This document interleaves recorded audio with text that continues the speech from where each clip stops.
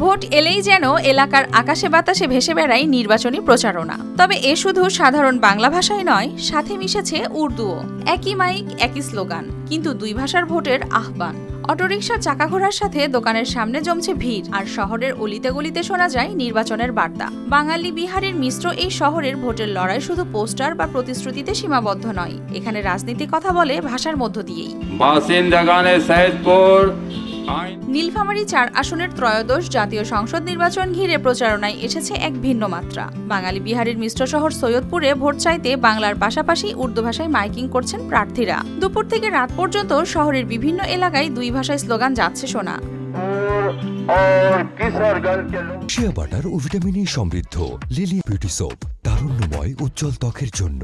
Remark, নির্বাচন অফিসের তথ্য অনুযায়ী এলাকার মোট ভোটারদের মধ্যে প্রায় ৭৫,০০০ই অবাঙালি। তবে আগের নির্বাচনের তুলনায় তা বেড়েছে প্রায় ৩,০০০। প্রার্থীদের ধারণা, এই ভোটাররাই ফলাফলে বড় প্রভাব ফেলতে পারেন। সে কারণেই বয়স্ক অবাঙালি ভোটারদের কথা মাথায় রেখে উর্দু ভাষায় প্রচারণা জোরদার করা হয়েছে। এই যে আমি উর্দু দিয়ে বলতেছি, আমাদের সৈয়দপুরে যারা উর্দু ভাষীরা আছে তারা এখনো অনেকগুলি বুড়া বুড়ি আছে যারা উর্দু বুঝে না।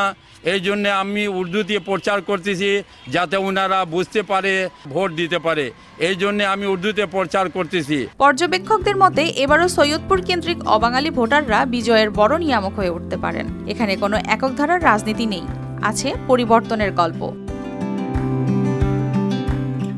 বাংলার সঙ্গে উর্দু, এই দুই ভাষাই মাইকে ভেসে ওঠা আবেদনই বলে দিচ্ছে সৈয়দপুরের ভোটের লড়াই কেবল ব্যালট বক্সে নয়, এখানে ভোটের রাজনীতি ভাষা বুঝেই পথ চলে।